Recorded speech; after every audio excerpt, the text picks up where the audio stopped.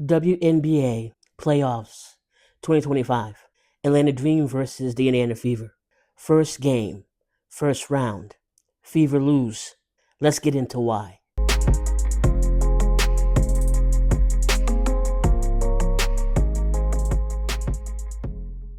Now, the first quarter of the game, the Indiana Fever came out. They came out and they were getting buckets. They were, making points. They were running the court. They were playing at their own pace. They looked good. They were basically, guarding the Dream well. It was looking good. Dream also began to make some buckets. Although the Indiana Fever were leading, they began to make buckets. And you could see that they were trying to be more aggressive than the Indiana Fever. Now, let me just say here, if anyone is playing against the Indiana Fever or playing against the Atlantic Dream, they know how these players play, right? The Atlanta Dream, all right, they are high in defense. They will get in your grill fast. They will be up close and personal more than what you want them to be. They'll be like pesky mosquitoes around you. Also, they can run the court, right? And they have bigs like Jones and Griner, which they will use to their advantage, of course. Makes sense. Indiana Fever are not always high in their defense. As a matter of fact, they ebb and they flow. In terms of sometimes it's there, sometimes it's not. Okay, and also they will not be as aggressive as they need to be, which they have that aggressiveness in them, but it's hard to pull it out of them. It seems like. So second quarter, you know, let's get into it. Second quarter, first quarter is 21-18. So we see how the Indiana Fever is trying to play, right? We see it. And then what happens? Atlanta gets 18. Second quarter, Indiana 12 and Atlanta 22.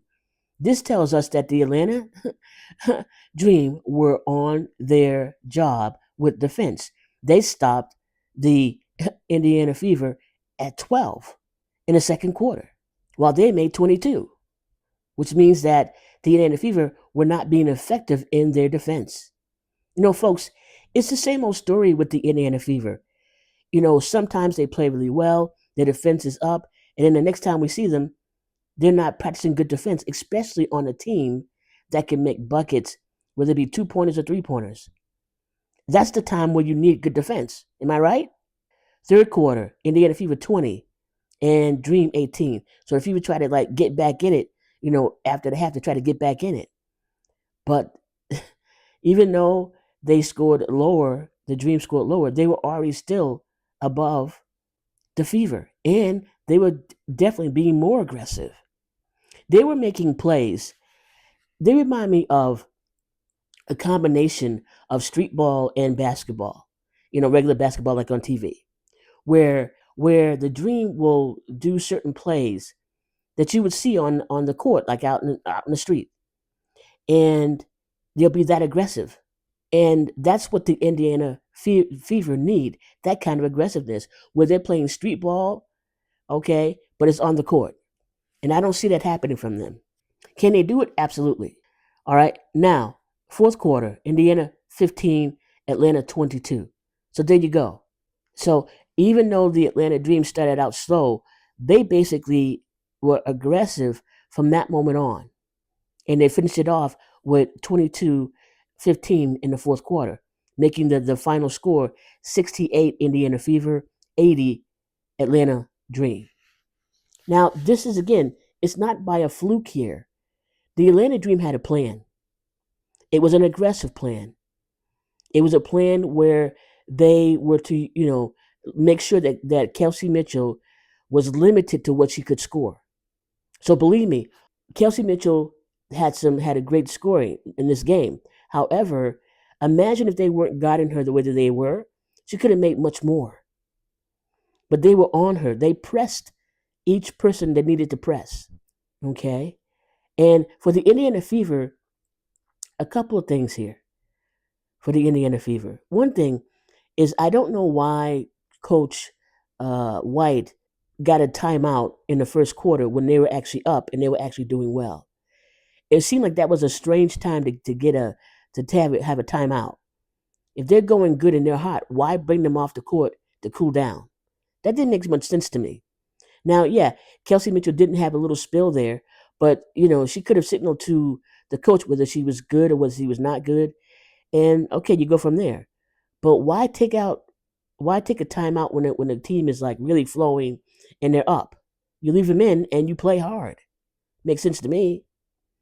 Okay. Another thing too was I watched Powers in her play. And Powers was not as aggressive as she has been in other games. Has she lost her fight?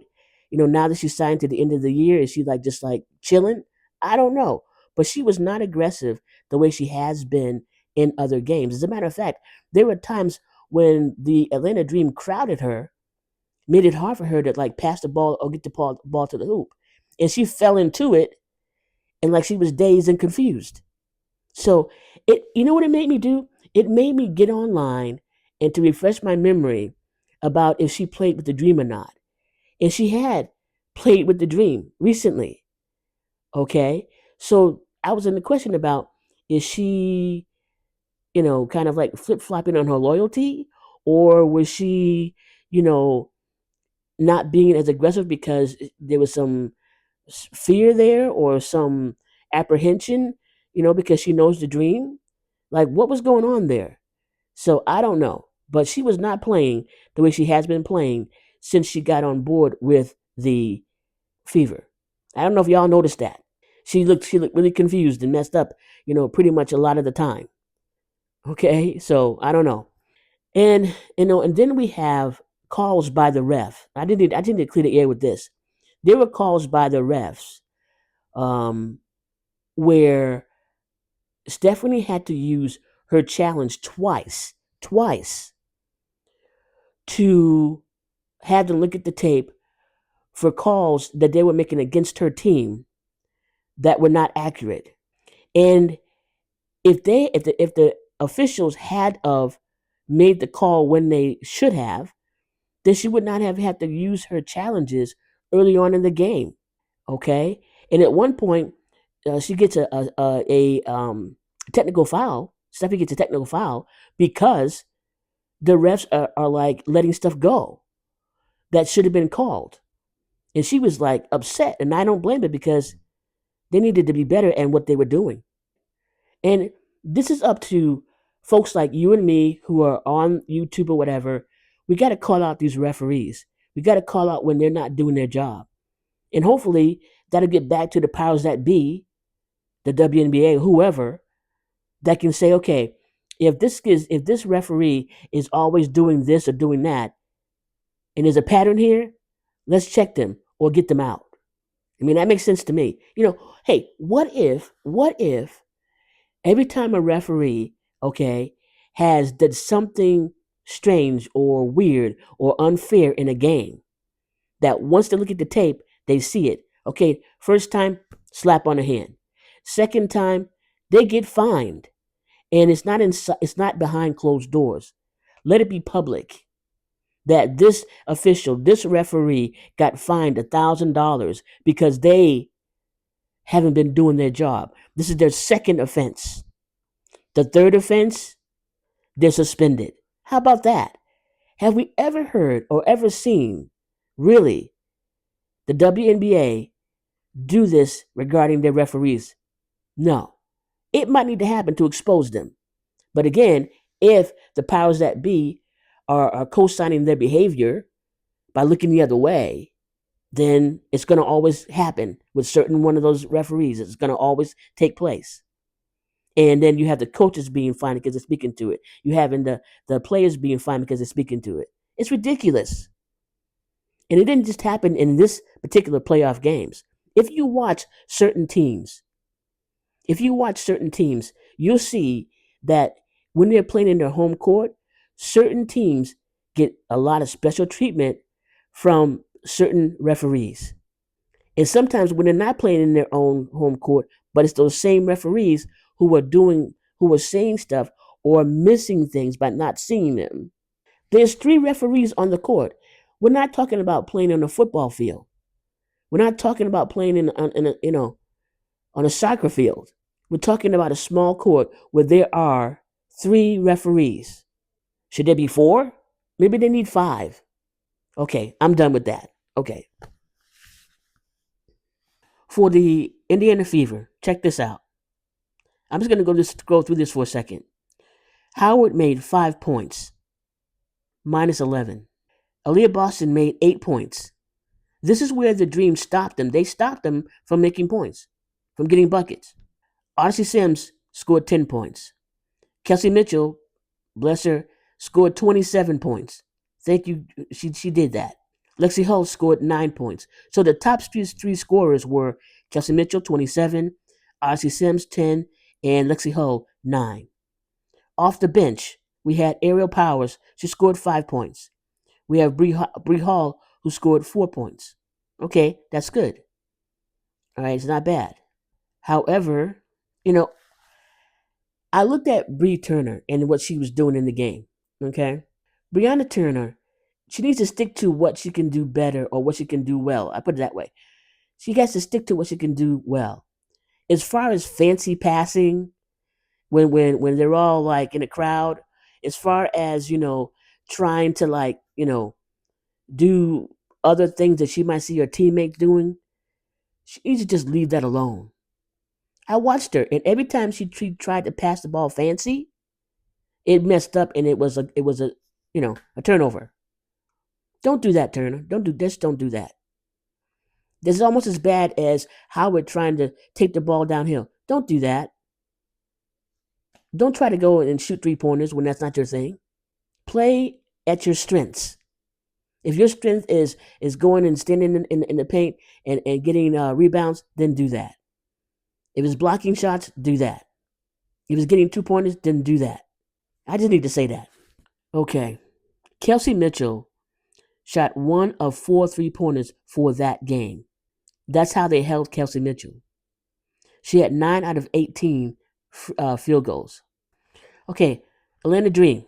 All right, the highest scorers were Alyssa Gray, who got 20 points, Howard, 20 points, and Naz, 16 points. Now, these 3 players, along with Brianna Jones, who scored 12, and they needed to be able to guard these people well. I didn't see that. I did not see the Indiana Fever guarding these players well. They needed to get in their face. They needed to put their hands in their face. They needed to be running with them like side by side, really pressuring them. I didn't see that. I saw distance, which you give them any kind of distance, they're gonna get a bucket. This is where the Indiana Fever went wrong. Okay? Lack of defense, effective defense. And they were not getting the buckets sometimes that they should have gotten. There were bunnies that should have been made. Okay, it was almost if they had been just chilling out over the break time they had, and they really weren't working out. They really weren't working on anything. What was the coach's plan? I don't know because I didn't see it. Did y'all see it? Okay, listen. So they needed to really be on that because if they had to watch the film, they would have realized that she has improved a lot with her 3-point making in her get into the paint. They need to watch, of course, Howard and Gray. They're the shooters. They're playmakers. If you don't watch them and watch the ball in their hands and watch them when the ball is not in their hands and you're not crowding them, then the game is going to be won by them, not by you, Indiana Fever. So we have Naz, who had 2 out of 4 3-pointers. We have Ryan, who had 4 out of 10 3-pointers. Okay. We had Alicia Gray, who had 1 out of 5. In terms of the largest lead, Indiana Fever had a lead at one point of 9 points. The largest lead for the Dream was 16. And technical fouls were 2 for Indiana Fever. And points in the paint, 34 for the Fever, 40 for the Dream. Turnovers were 15-15 each. However, points conceded off turnovers, 13 for the Fever and 20 for the Dream. 20. Three-pointers, 2 out of 15 for the Fever. And for the Dream, 7 out of 22. So we have it. Now Atlanta leads by 1 in the series. If the Indiana Fever do not win the game tonight, all right, Tuesday, 16th, then they're out. They must win if they want to continue to play in the playoffs. They played at the Gateway Center in College Park, Georgia, and it was attended by 3,800 people. So there you have it.